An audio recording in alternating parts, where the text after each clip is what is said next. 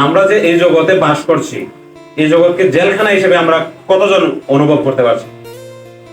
আমরা কি কেউ এই জগৎকে জেলখানা হিসেবে অনুভব করি? কারা কারা এই জগৎকে জেলখানা হিসেবে অনুভব করি?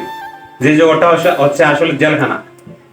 জেলখানা কোনো খারাপ কিছু না, জেলখানা হচ্ছে সংশোধনাগার। জেলখানায় যেমন এই জগতের যে জেলখানাগুলো আছে, সেখানে আসামিদের কেন নেওয়া হয়? তাদের সংশোধন করার জন্য, যেন তার যে পূর্বকৃত অপকর্ম বা দুষ্কর্ম যেগুলো আছে সেটার শাস্তি ভোগ করার মাধ্যমে সে তার পাপের বা খারাপ কাজের উপলব্ধি আসে এবং সে ভবিষ্যতের জন্য সংশোধিত হয়। এই জন্য তাদের জেলখানায় প্রেরণ করা হয়। জেলখানায় কিন্তু বিনাশ্রম সশ্রম উভয় প্রকারে সাজা রয়েছে। তো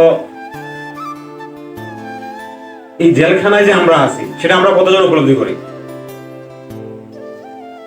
আমরা কারা কারা উপলব্ধি করি যে এই জগৎটা হচ্ছে জেলখানা? তো ভগবত গীতা যদি আমরা পড়ি, দেখবেন ভগবান বলছেন এই জগৎ হচ্ছে দুঃখালয়ম। একদিকে দুঃখালয় মানে দুঃখের আলয়, অন্যদিকে অশাশ্বতম অর্থাৎ অস্থায়ী, অনিত্য। যতক্ষণ পর্যন্ত আমরা এই জিনিসটা উপলব্ধি করতে না পারছি, ততক্ষণ আমরা ভগবত ভক্তিতে যুক্ত হব না, আমাদের সেই প্রেরণা আসবে না।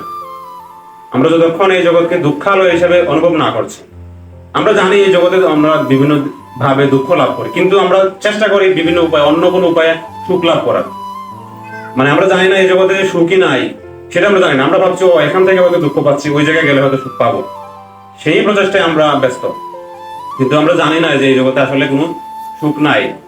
কারণ ভগবান, যিনি এই জগতের ম্যানুফ্যাকচারার, তিনি বলে দিচ্ছেন যে এটা হচ্ছে দুঃখালয়ম। এখন একটা ডিভাইসের ক্রিয়েটর যদি বলে যে সেটা হচ্ছে এইভাবে এইভাবে, আর আমি যদি বলি না সেটা এইভাবে না, সেটা কি কোনো আসলে বুদ্ধিমানের কাজ? যিনি ক্রিয়েটর, যিনি এটার ম্যানুফ্যাকচার করছে, তিনি বলছেন এইভাবে এইভাবে, এটা হচ্ছে দুঃখের আলয়, দুঃখের ঘর। আমরা যদি মনে করি সেটা দুঃখের ঘর না, তাহলে সেটা আমাদের ভুল। ভগবান বলছেন এটা দুঃখের আলয়, আমাদেরও সেটা স্বীকার করে নিতে হবে এটা হচ্ছে দুঃখের আলয়। এই কারণে দেখবেন এই জগতে 3 শ্রেণীর মানুষ রয়েছে। আমরা অনেককে বলি না গালি দিয়ে, বোকা দিয়ে, যে থার্ড ক্লাস পার্সন। আসলে কেন বলা হয় তৃতীয় শ্রেণী? বাংলাতে যখন আমরা বলি প্রথম শ্রেণী, দ্বিতীয় শ্রেণী, তৃতীয় শ্রেণী, তখন কিন্তু অতটা গায়ে লাগে না। কিন্তু যদি আমরা ইংরেজিতে বলি থার্ড ক্লাস, তখন গায়ে লাগে, ঠিক না? তো এটা এই কারণে বলা হয়েছে যে প্রথম শ্রেণীর লোকেরা শোনা মাত্রই উপলব্ধি করে যে ওইটা এরকম, সে শোনা মাত্রই বুঝতে পারে। দ্বিতীয় শ্রেণীর লোকেরা সেটা শোনা মাত্র বুঝতে পারে না, যতক্ষণ না সে দেখতে পায়, দেখার পর সে এটাকে উপলব্ধি করে। আর তৃতীয় শ্রেণীর মানুষেরা সেটাকে শোনার পরে, দেখার পরেও উপলব্ধি করে না। তারা সেটা ভোগ করার পরে, যখন এই পরিস্থিতিতে পড়ে, এটার অভিজ্ঞতা লাভ করে, তখন সে বুঝতে পারে ও এটা আসলে ওই রকম। তো বেশিরভাগ মানুষের আমরা ওই তৃতীয় শ্রেণীতেই আছি, যে জগৎটা হচ্ছে দুঃখের আলয়।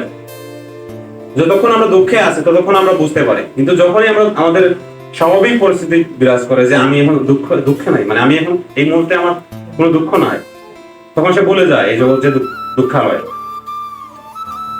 তো এই বিষয়টা হচ্ছে, উদাহরণ যদি দেওয়া যায় তাহলে দেখা যায় যে কসাইখানায় যে ছাগল পাঠা রাখা হয়, এক পাশে কাটতেছে কসাই, আরেক পাশে আরেকটা ছাগল তাকে দিয়ে রাখছে কাঁঠাল পাতা, সে সেটা চিবাইতেছে, খাইতেছে।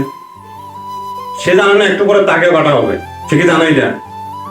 সে দেখতেছে তার সামনে আরেকটাকে কাটা হইতেছে, কিন্তু সে কি জানাই না, কারণ তার ওই জ্ঞান অনুভব নাই, যার কারণে সে বুঝে না। আমাদের ম্যাক্সিমাম মানুষেরাও এইরকম, যে যতক্ষণ একজন মানুষকে দেখতেছে মৃত্যুবরণ হচ্ছে, এই যে দেখতেছে বন্যায় সারা দেশে মানুষ, হাজার হাজার মানুষ, শত শত মানুষ, হিসাব নাই, যদিও সরকারি হিসাবে অন্য একটা দেখায়, কিন্তু অনেক মানুষ তো মারা যাচ্ছে। তো সেটা দেখার পরে যতক্ষণ দেখে ও দুঃখ, কিন্তু সেও যে একদিন মৃত্যুবরণ করবে, তারও যে মৃত্যুর প্রস্তুতি নেওয়া উচিত, সেটা তার অনুভূতিতে আসে না, উপলব্ধিতে আসে না। তাহলে সেটার কি মানে রইল? দেখে যে বুঝলো, দুঃখ পাইলো, সেটা কি মানে রইল? তো আমাদের অবশ্যই বোঝা উচিত, ভগবান বলছেন এই জগৎ হচ্ছে দুঃখালয়। এক কথায় শেষ, এই জগৎ দুঃখালয়। এখানে আর এক্সপেরিমেন্টের কোনো দরকার নাই। এই জগৎ দুঃখালয় কি না, এটা আর এক্সপেরিমেন্টের দরকার নাই। যখন বলা হয় বস্ত্রালয়, তখন কি আমরা সেখানে আর ঔষধ খুঁজতে যাই? ঔষধ খুঁজতে গেলে আমরা ঔষধালয়ে যাই, কিন্তু ঔষধালয়ে গিয়ে তো বস্ত্র খুঁজি না। দুঃখালয়ে জগতের নাম ভগবান বলছেন, আর আমরা সেখানে সুখ খুঁজতেছি। তো এই হচ্ছে সমস্যা।